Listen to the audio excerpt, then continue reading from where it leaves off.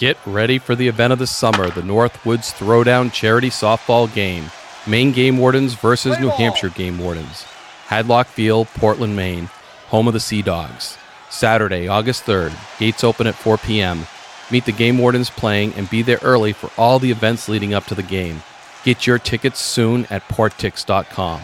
That's porttix.com. This is Game Warden Wayne Saunders, and I'll see you there. The first sponsorship on Warden's Watch is Trailerrunner Wireless Internet, available in Coos County and Washington County, Maine. High-speed internet for rural areas. And they're the company I work for, other than podcasting, and I thank you for your support. This is high-speed internet for rural areas, making my podcast happen and making businesses happen in remote places, as well as bringing technology to you folks when you live out in the country. Please go to mytrailrunner.com and like the page on Facebook as well. That would help them a lot and help me to continue Warden's Watch.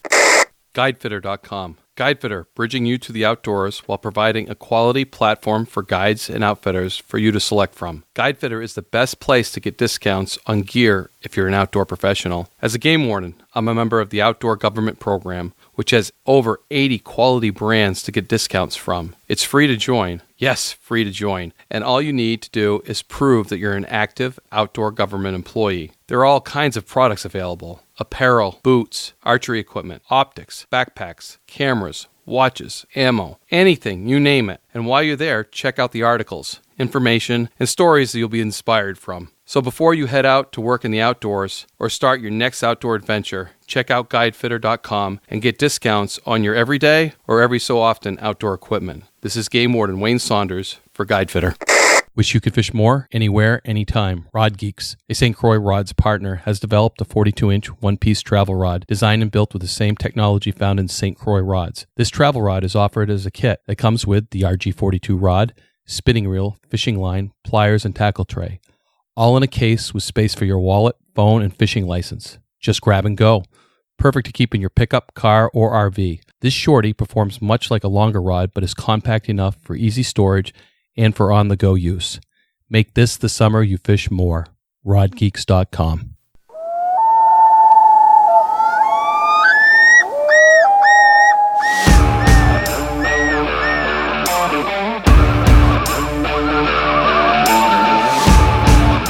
Please join me, Game Warden Wayne Saunders, and other Game Wardens on our adventures, protecting wildlife, saving lives, and having fun, all while serving the public and the natural resources of our planet. Listen to the tales and experiences of those who work in the outdoors while being entertained with stories about encounters with poachers, wildlife investigation, murder investigation, near-death experiences, search and rescue missions, wildlife interactions from game wardens around the country and around the world. When I retired, I realized I couldn't let go of that legacy, but rather wanted to share the passion, the commitment, and the stories of those men and women that call themselves game wardens. This is Game Warden Wayne Saunders, and this is Warden's Watch. Hey, welcome to episode 9. Here we are again. It's been great. It's been good. And thank you for all the input everybody's giving me. I'm learning. I'm changing things up.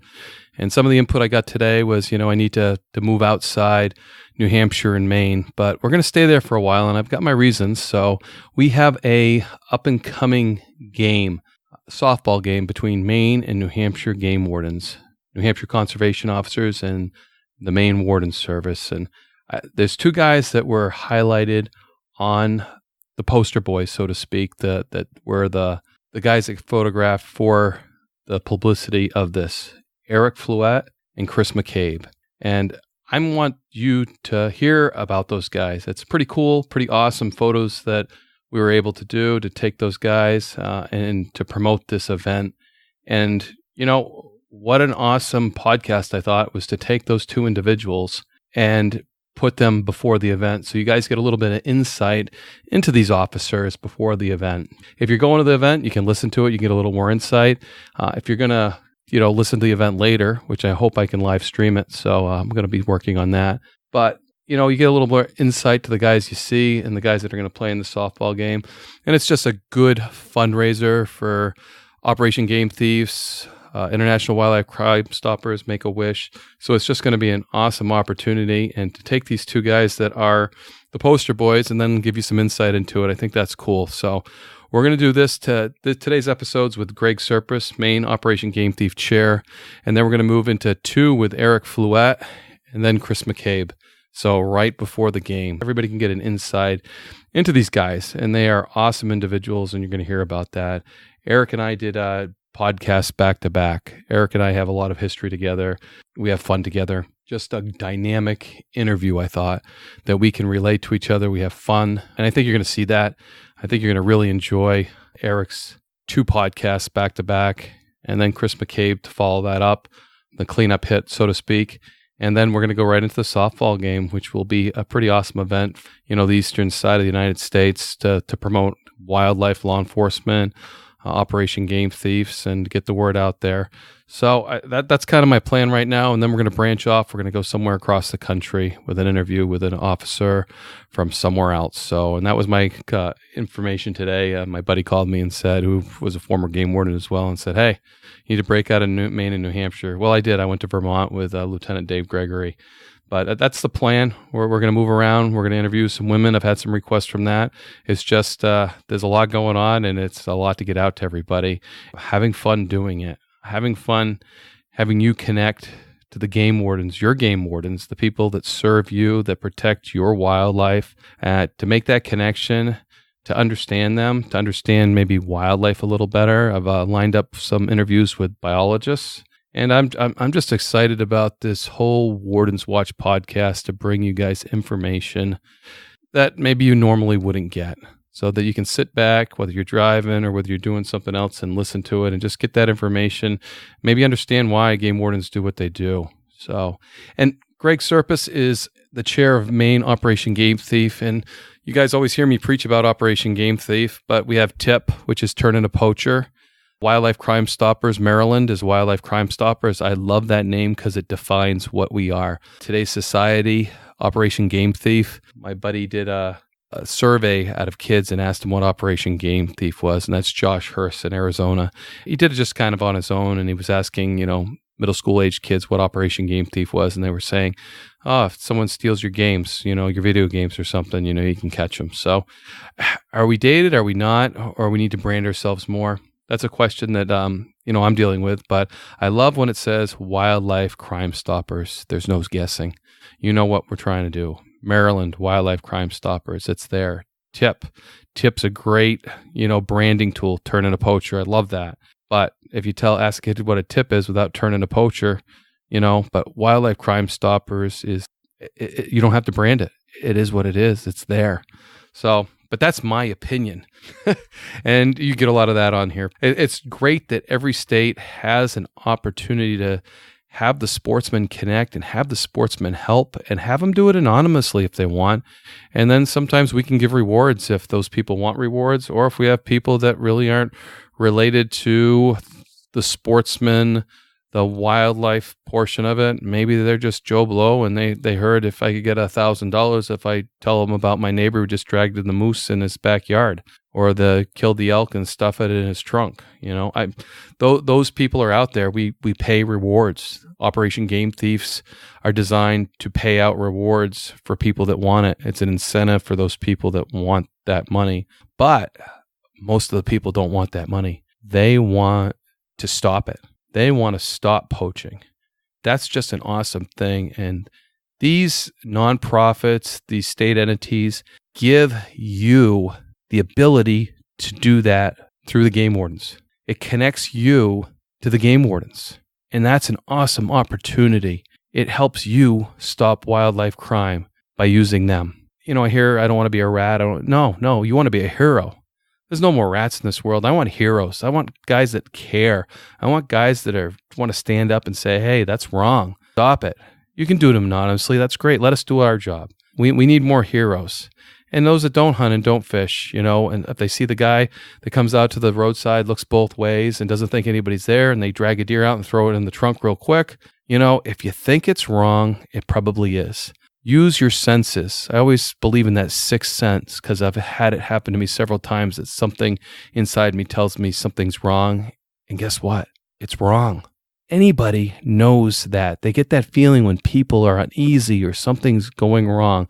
They don't have to be a sportsman. They don't have to be a wildlife watcher. They don't have to be an outdoors person. They just know instinctively as a human that is wrong behavior and that's going wrong. And I need to say something. I love the airports. If you see something, say something. That's exactly the what I want you to do. If you see something, say something. I want you to report it to Operation Game Thief, Turn Into Poacher, Wildlife Alert, Wildlife Crimestoppers. I want you to be a hero. And now I'm going to get off my soapbox because Greg's going to get on his soapbox. Greg Sirpis is just one of these people that has the passion as much as a game warden. And maybe just like you have a passion to help us. You have a passion that you want to listen to this. You want to hear our stories about catching bad guys. And Greg's one of those guys. He's one of those heroes that's not in a uniform. He's one of those guys that helps facilitate that information to get to the right places so these things can be stopped, so poaching can be stopped. And Greg's no different than you. If you're not an officer, Greg is no different than you. So he just got involved. He got involved with Operation Game Thief, and he's now the chair, and he's been the chair for a while. And you're going to hear him talk about it. You're going to hear about Greg's passion. Greg brings a whole lot to Operation Game Thief Maine. And they are one of the ones that I looked at when I was creating Operation Game Thief in New Hampshire again. I saw the success that they had, and I'm like, we can have that. So I use them as a template, call up Greg on a regular basis and run things by him and give him, let him give me ideas and really used his knowledge. I got to really take my hat off to Greg because outstanding work. And thank you. Thank you from all the game wardens. Thank you for doing what you do. Thanks for listening because this is episode 9 and we're having a great time.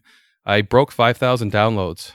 That's impressive, I hear, in the podcast world. A little more than 3 months, and we've got 5,000 downloads. Share it with your friends that you think might like this. Share it, have them subscribe on iTunes, Apple Podcasts, Google Podcasts, Radio Public, all the big ones that our wardens watch is there, YouTube, Facebook. So you guys are helping me by listening. Just like Greg, I'm trying to get the word out there. I'm trying to get you that relationship with your game wardens nationwide. I want you to know what they do, what they strive to do, how they save lives, how they put their lives at risk to save others. And it's just it's an awesome feeling, and it's an awesome thing for me to segue to be that catalyst between the wardens and the listeners. And that's what I'm going to do. I'm going to be the catalyst between Greg Sirpis and you guys this time. And this is really important stuff. Greg probably doesn't have a lot of poaching stories, have a lot catching the wildlife crime fighters, but it's really important that you listen to Greg and how important wildlife crime stoppers are, Operation Game Thief is. So thank you very much. OGT, how long have you been involved with Maine OGT? 10 years, since 2009. I've been the chairman for 5. Now, how did you hear about Operation Game Thief to start? Well, at the time, I worked here at Cabela's, and the chairman was Chuck Allen, who's a retired game warden. And we had been communicating back and forth for a sponsorship for an event OGT was doing. Mm-hmm. And we met and developed a working relationship. And about 3 months later, Chuck asked me if I would consider being on the board of directors, because I think he knew that I was passionate about, Operation Game Thief. Mm-hmm. And he was a retired game warden, and he had reached out to me as the Cabela's retail marketing manager in regards to a sponsorship for an event they were doing. I think it was a fun shoot. We worked with Operation Game Thief, and I got to know a little bit about the organization, the mission, the vision. Being an outdoorsman, I was instantly attracted to the mission. And I ran it up the ladder at corporate and told them that, that this was an opportunity for Cabela's to take the lead in the outdoor retailers to show support for, anti-poaching. And I was able to pitch that to them. They agreed. So we started a working relationship with Maine Operation Game Thief, and it developed into a very small sponsorship, into a very large one over the years. And then, of course, once I got involved on the board, for Maine Operation Game Thief. I had a direct connection, which some people could consider a conflict of interest. So again, I wanted to make sure that the corporate office was aware of the fact that I was also a board member, not only their retail marketing manager. And they was... you know what? I've heard that so many times over my career, conflict of interest. It's in our interest. It really is. It's in our interest. And Wayne, honestly, it took me about 15 seconds to convince them. They stopped me and said, look, we're good with this. We want you to run with this. So that was the beginning of really stepping outside the box for Maine Operation Game Thief. They'd always been just a group of wealthy businessmen that enjoyed the outdoors, that asked friends for money. And that money paid for these confidential tips. When I got involved, we were in the process of evolving into a much bigger organization. We were kind of behind the eight ball in a lot of areas. We've been around for 30 years. And our website, when I joined in 2009, hadn't been touched since 1995. Wow. Well, today's day and age, you realize how important social media is, how important it is to keep your website active, to keep traffic coming back to that. Absolutely. So we're very proud of some of the progress that we've made over the years with social media and the website.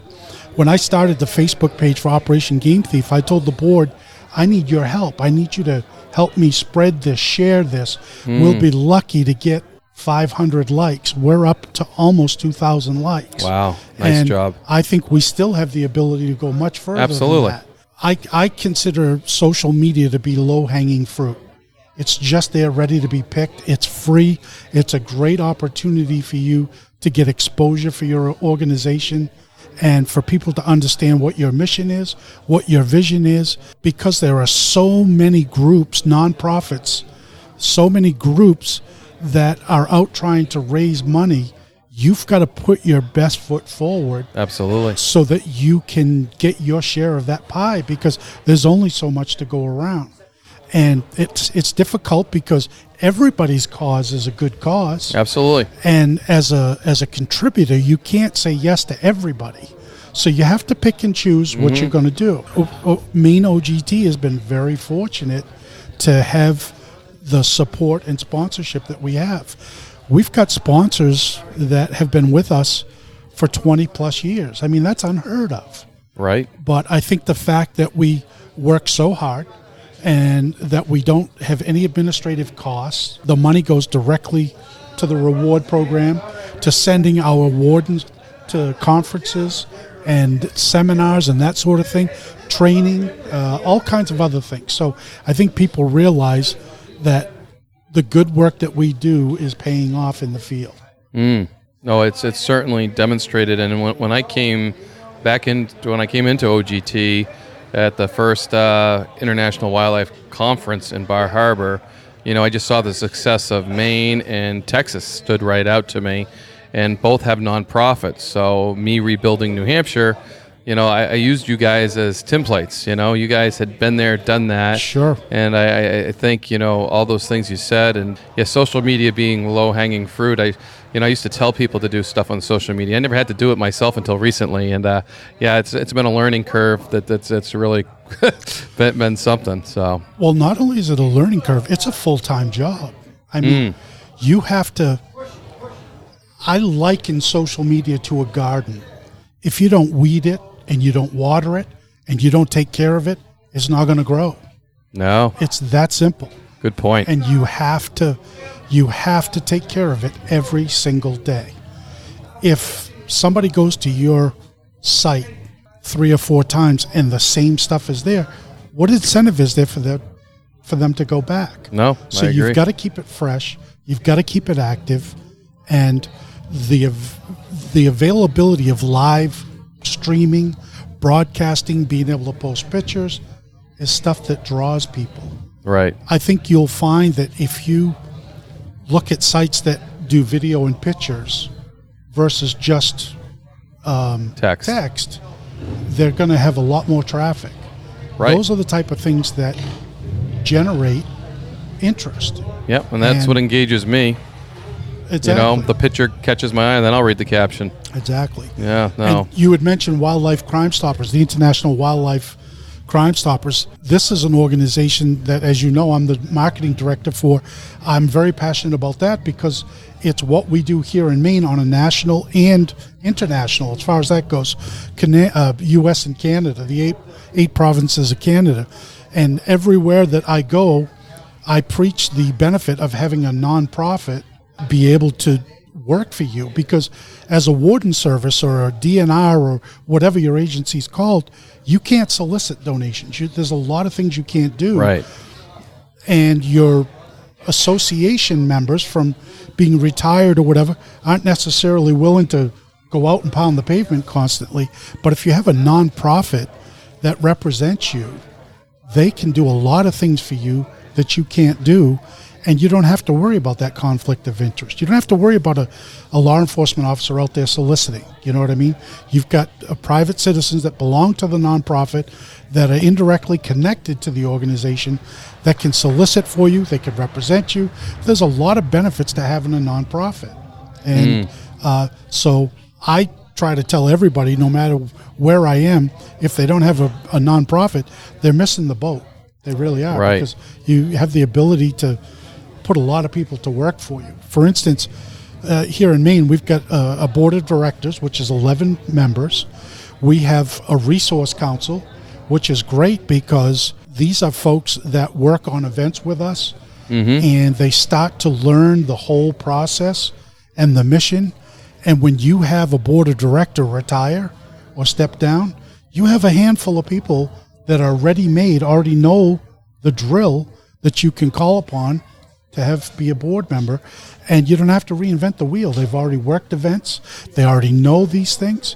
And how many do you have in that group? We have, I think it's around 26 right now. Wow, that's impressive. Well, it really is, but Yes. I'd like to grow it more. And Yeah. the way that we grow it is that we have another branch, if you will, called Friends of OGT.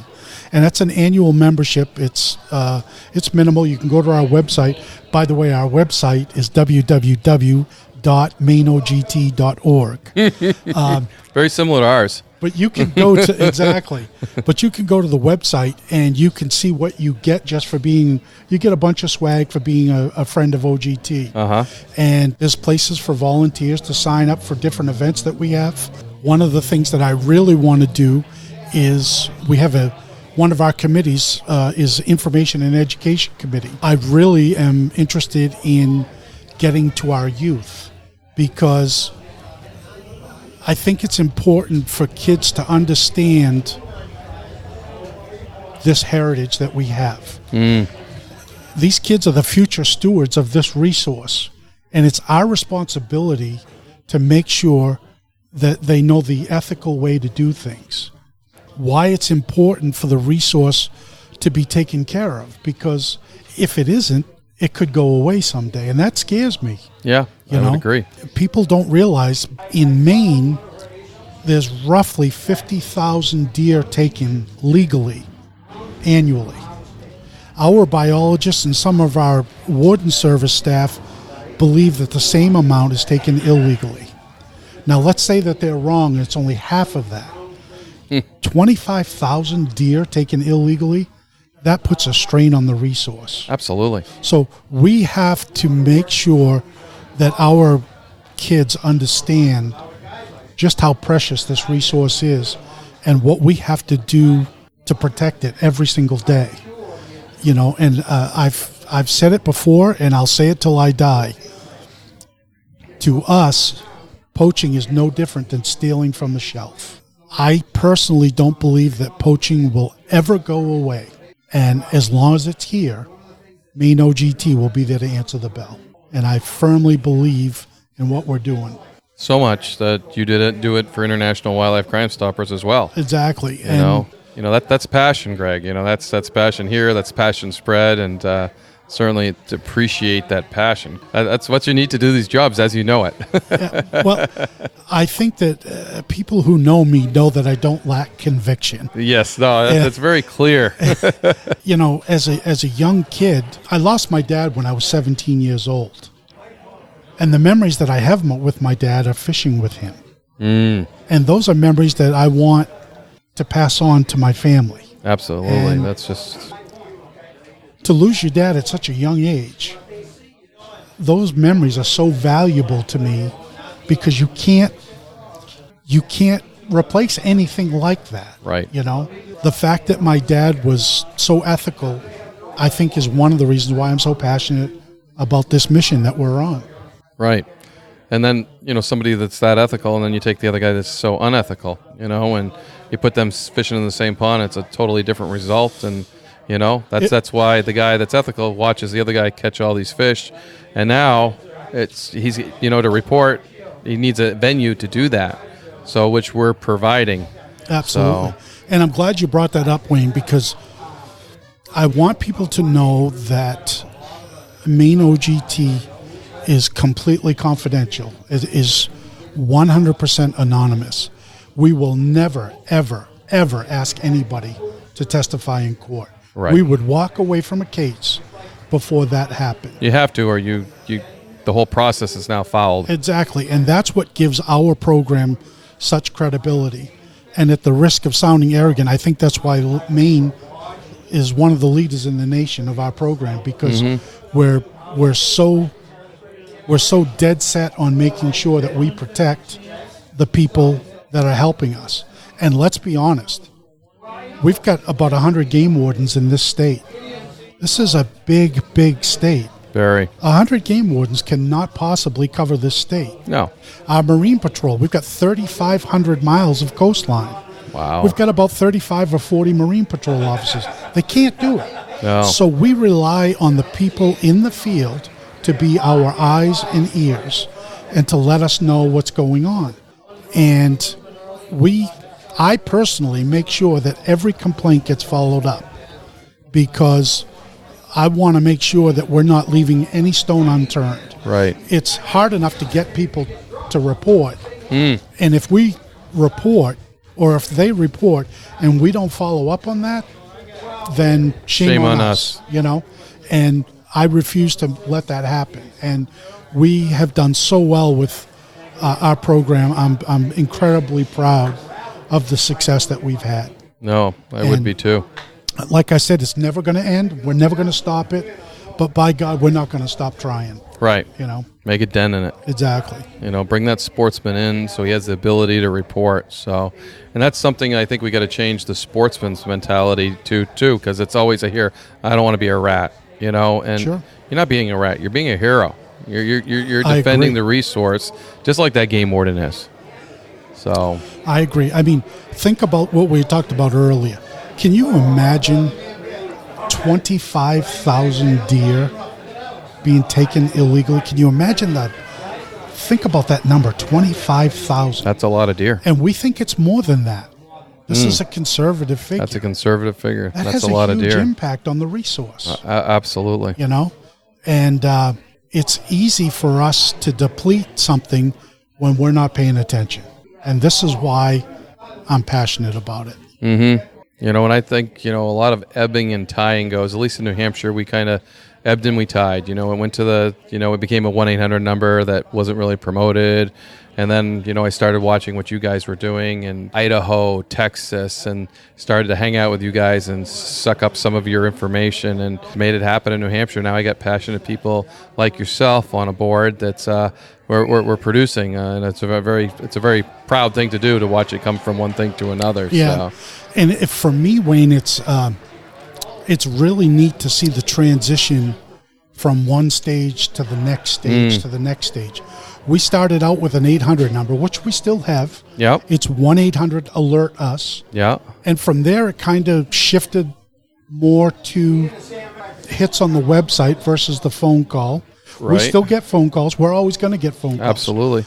But now we're looking into the next phase. I'm hoping that I can report soon that we will have a Tip 411 app available so that we can have real-time information. Think about me reporting something to you, sending you a picture of a license plate and the violation in real time, how much it's going to help get you to the scene much, much quicker versus the old days of not getting the message until 3 or 4 hours after the incident happened. Mm-hmm. And one of the things that I try to stress to people when I speak to groups, and we have a whole section on our website, is that we ask that not only that you report, but that you be what I call a good reporter. Mm. If you report something that a black truck happened to be going by this big lake on the north side of the state, that's a lot of ground to cover. So if you can say... And that comes in quite often. It does. And if you can say it's a black Ford with license plate number, yada, yada, yada, it happened on Sebago Lake, and it's near the Songo Locks or whatever. Right. Gives us so much more to go on. It does, and it's real time. So if we have somebody in the area, it puts them there that much quicker. So not only do we want people to report, we want them to be a good reporter. Right. Give us as much information. You can't give us too much information. No. No. I think that we've made a really good amount of progress for getting people to give us better information. One of the other areas that we're having some trouble, which is actually a double-edged sword, is that our 800 number and our website have become so familiar that people are using it for stuff that really doesn't have anything to do with Operation Game Thief. Like other questions and that type of thing? They will report ATVs tearing up property, or something that is outdoor related but not necessarily poaching or overfishing. I have that other like category in mind too, and that grows every year with those types of things. Exactly. So we don't want to discourage anybody from reporting. I'm thrilled that they know what the number is and that they can use it that quickly. Yeah. But we also need to try to educate the public a little bit better on how to inform us correctly of different violations. And that's something that we're working on this year to launch on our website to make it have some more clarity about how to report certain violations. No, I would agree, because as an officer, when you get that type of information, the black truck going here, you almost don't even want to go investigate it, because it's fishing without bait. And when you have such a limited amount of resources, to take one officer from here to there, you can't have an officer going on a wild goose chase trying to figure something out. So and that leaves a bad taste in the officer's mouth, too. It really does. So, and then when he gets another OGT call, another Operation Game Thief I got to go to, that just sucks, because the last 5 have been sucky. So you're right. And so we're really working hard to make sure that quality information. Agreed.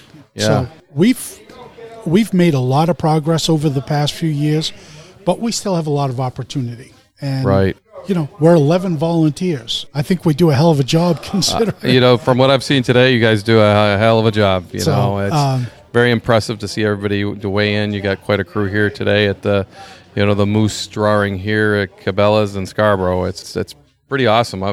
It's great. I don't know whose idea was this to make this an event, but they were smart to take these moose drawings and say, hey, we can spin this and we can make it an event. I'm going to toot my own horn for a minute, if you don't mind. The Moose Drawing Lottery has always been held on Thursday afternoons instead of Saturdays. Uh-huh.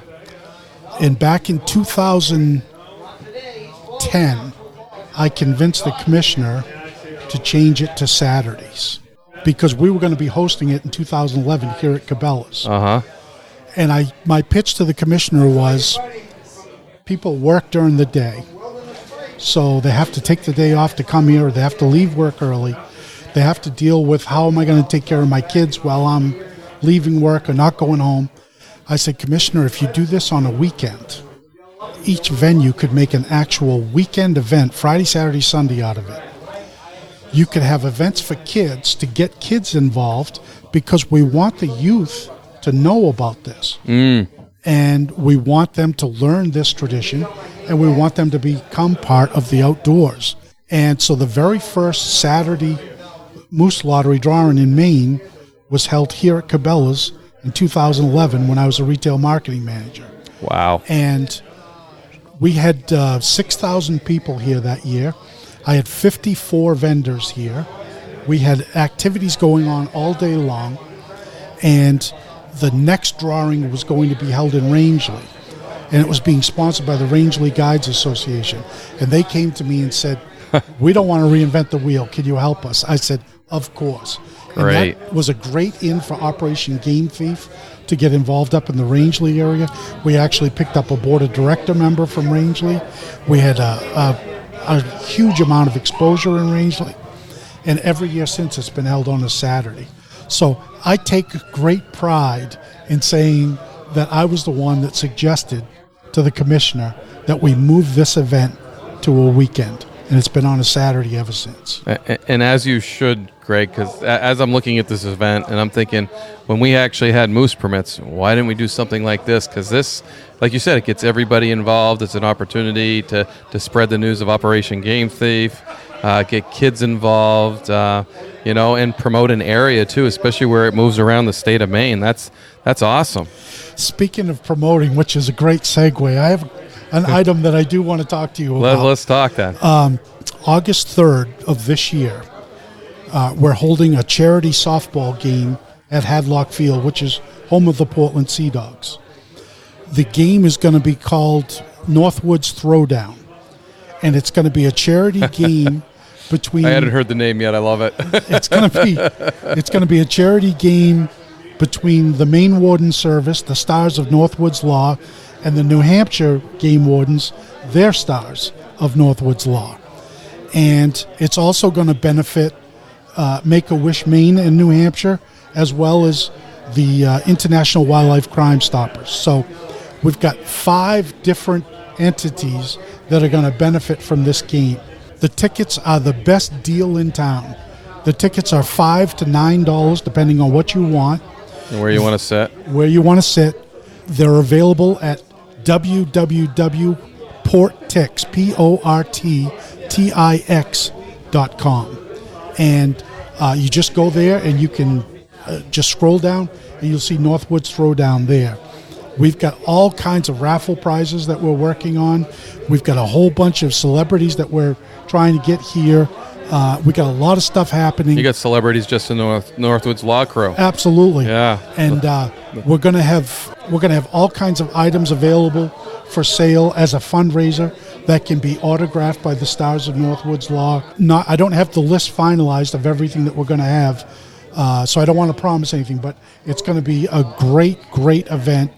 And in the next week, the Maine Operation Game Thief, New Hampshire Operation Game Thief, the Maine Warden Service, the New Hampshire Warden Service are all going to do a social media press release blitz on Awesome. social media. It'll be done at the same time. It'll all get us some huge exposure from Maine and New Hampshire. And this isn't a one-time thing. What we'd like to do is we'd like to alternate. So next year, we'd like to hold the game in New Hampshire. And then the following year, come back to Maine. And we'd like to continue this back and forth. You've heard us talk about International Wildlife Crimestoppers quite a bit during this podcast. It's because it's a really worthy cause. And what we're trying to do is we're trying to make that organization self-sufficient. And we want every state in the country to belong to this association. We have 8 provinces in Canada that belong.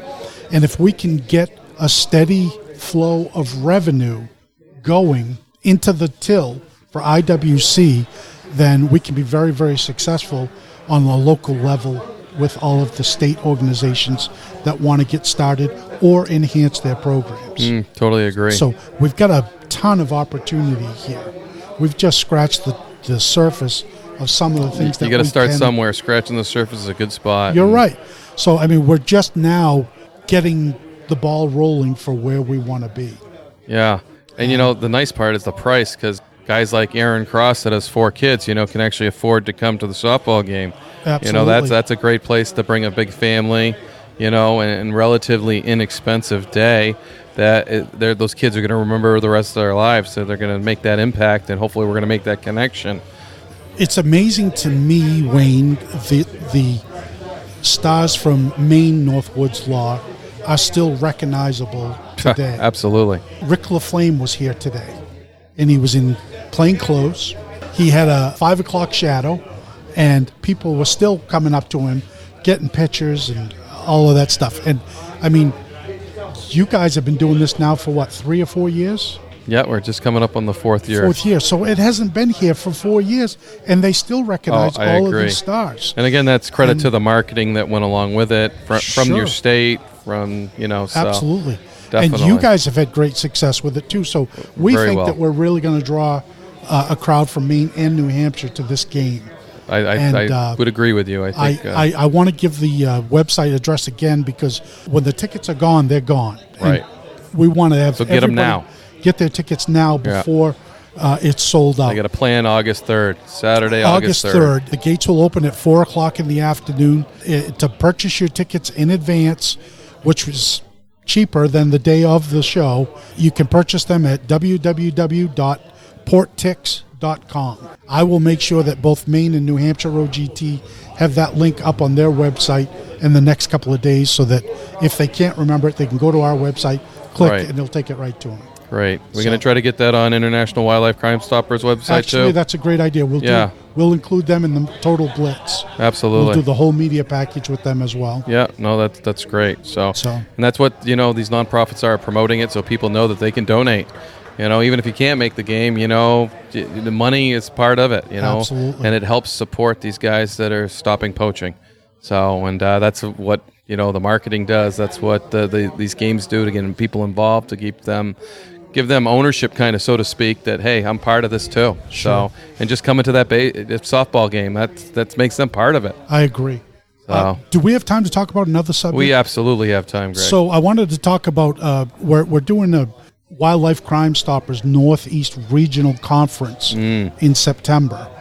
The last time we did it, we had 26 agencies from the Northeast represented. It was a huge success. I was there. It was. And the amount of networking that was done, and the trading of ideas and best practices for different groups to learn what other states are doing is huge. And if you're a warden or a law enforcement officer, a conservation officer, I encourage you to reach out to us about this, because this is a great seminar.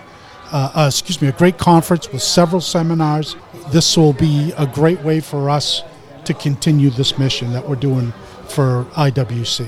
Absolutely. And it gives some of those regions that don't have access to go to the conference, the national conference, it's a little closer to home, and absolutely, they can reach out and get some of the benefits of the regionalization. Sure. Just about all of the agencies were able to drive, which is much more affordable than flights and all of that. So I just got my tickets for Nevada, and yes, it's going to be a whole lot cheaper to drive.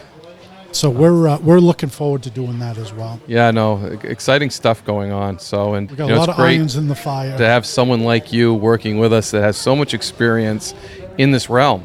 Because when you put things together, like I look at this moose lottery event, Greg, and I had no idea when I asked that question that you were responsible for it. I'm not supposed to ask questions I don't know the answers to, but I just look at this event and I'm just overwhelmed that we could take something that used to be state and make it an event. We're live here with a podcast, and you can hear everybody around us. There's tons of people here and tons of people getting selected, and everybody's having a good time. We're getting out the Operation Game Thief message. We're getting out the IWC message, and it's great, Wayne, because you have instant access to people that are interested in what it is that you do. Right. In marketing, they say that it costs 8 times more to get a new customer than it does to keep the one you already have. All of these people that are here today are our customers. Right. We don't have to spend all of that money to get them here. They're already here, and they want to know what we're doing. And it's an opportunity for us to spread our mission and our vision, and for them to want to be able to support it. And we're not reinventing the wheel. This is what we do. Right. And it's worked out really, really good for us. Yeah, no, it has. And, it gave me an opportunity to actually sit down with you and talk about this stuff, which I think is really cool. So, well, I'm thrilled that I get to sit with you today, and I appreciate everything that you've done for this event and all of the other events that we've been involved with. And I do want to clarify one thing. You've given me a lot of credit today, but there's a big team of people that are responsible for the things that we've been able to accomplish and the things that we're going to do in the future. Right. So one man, one idea, and we run with it, and that's that. So right, and you are right. There are many, many people that help to make a success. Just because you're at the head of the ship, the captain may get the credit, but it's certainly the crew that steered the ship. It's true. Also, Wayne, while I have the opportunity, I want to thank every single warden, a Marine Patrol officer, conservation officer, because they are in my mind, they're the true heroes. They are the people that stand between good and evil and protect this resource, which if it ever goes away, we're done. It's game over. Right, and we're seeing it go away in some places. We are. Africa fighting tooth and nail for every animal, and we're losing those battles, The thing is, Wayne, we've got a lot of things working against us that we have no control over. In northern Maine, the coyotes are doing devastating things to the deer. Right. And so it's just another reason that it's all that more important to protect the resources best you can. Right. You can't be out in the woods in the middle of the night keeping a coyote from getting a deer. I mean, it just doesn't work that way. Yeah, we're losing that balance. We really are. So we have to do everything that we can to make sure that we take really good care of this precious resource. And I talk about this a lot in this program, but management is, with preserving the land, we got the biologists to tell us how to do it, then they make the laws, but they forget about the guys who enforce it to make sure all that works. We're part of that management plan in a big scale, and I think nationwide we're being forgotten or we're being used for other resources, whether it's park rangers or other things. We need to get back to being game wardens and being our focus and protecting those resources. I agree with you. And speaking of management, here's another thought. If we don't have accurate numbers on what's being poached, how can we possibly manage the resource correctly? No, you're right. I mean, if we think it's 25,000, but it's really 70,000, we've got some work to do because we can't be that inaccurate. So no. It's never going to go away. I get that. But we have the ability to change how it is. Yeah. And I hope that someday we can say that we're gaining. Right. Nope. I think in doing everything we're doing, I hope we're gaining. It's hard to measure. Everybody pulling at the same oars. I think we're in the right direction and we're getting there. And I think we got more inertia than we ever have in what I've seen. I agree. So I absolutely agree. Yeah. But great. We're going to tie it up. We're here live again, so I don't know what people are going to be hearing in the background, Greg. I'm hoping this all comes out good, and we keep our fingers crossed. So podcasting is new to me, but I keep charging ahead, and I'm learning every day. Well, I really appreciate you having me today, Wayne. Really appreciate your support of Operation Game Thief from both of our states, and it was a pleasure to be with you. So thank you. Thanks so much, Greg. I really do appreciate it. So thanks for listening to episode 9. But I'm going to plug episode 10, 11, and 12. Going to be with Eric Fluette for 2 episodes back-to-back. That's 3 hours of podcasting that Eric and I sat down, and we could have done more. Eric and I have a great relationship. We worked hard together. We played together. We went scuba diving. We vacationed together. Just, a lot of my guys I hung out with, and I really enjoy them. So they're my family, and you can tell when me and Eric have this podcast together, we're charismatic. We enjoy it. We laugh. We cry, and I think that's important. It's part of being a game warden. It's our lives, and I think that's reflected in this interviews. So it's going to be back-to-back podcasts with Conservation Eric Fluette out of the Errol area, New Hampshire, and he has his canine Moxie. And Eric's been on Northwoods Law a lot. You're going to have that connection there. You're going to be able to see him and hear him and some of his background. Pretty interesting, and you're going to get a lot of laughs out of it and see how serious it is to be a game warden at times, too. Everybody that knows me, I'm a happy-go-lucky guy, but everybody that saw me on television was like, wow, you were so serious, Wayne. I'm like, it's a serious job. Got to get that through. It's a great job. It's a fun job, but it's a serious job. And you're going to hear that. And then Chris McCabe is going to be followed through there all before the big Northwoods Throwdown. So I'm going to get those guys that were highlighted in the social media advertisements because I want you guys to connect to them. I want you to see Eric Fluette and have that connection to hear him talk about his experiences being a game warden. I want you to hear Chris McCabe's experiences about being a game warden and connect to those guys, and then connect to all of us, and then go see that softball game or connect to International Wildlife Crimestoppers and just get that feeling, get that like you're part of our family, because that's what I want. I want you guys to be part of it. I want you to get that connection. I want to be the catalyst between the public and the game wardens to get that backstory. I'm looking forward to the next 3 episodes. It's going to be exciting. And then we'll switch gears. We'll go out of state. But for now, I'm going to stick to home. Some guys that I know really well with some great podcasts. And you're going to enjoy it. Hang on. Get excited for episode 10, 11, 12. Those are going to be awesome episodes this summer. I hope you look forward to them as much as I do. So hang on. I'm glad you listened to episode 9, and hang on for episode 10.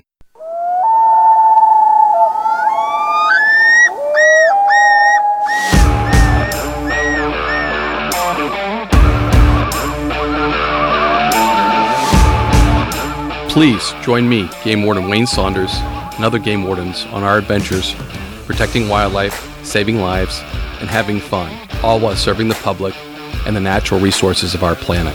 Listen to the tales and experiences of those who work in the outdoors while being entertained with stories about encounters with poachers, wildlife investigation, murder investigation, near-death experiences, search and rescue missions, wildlife interactions from game wardens around the country and around the world.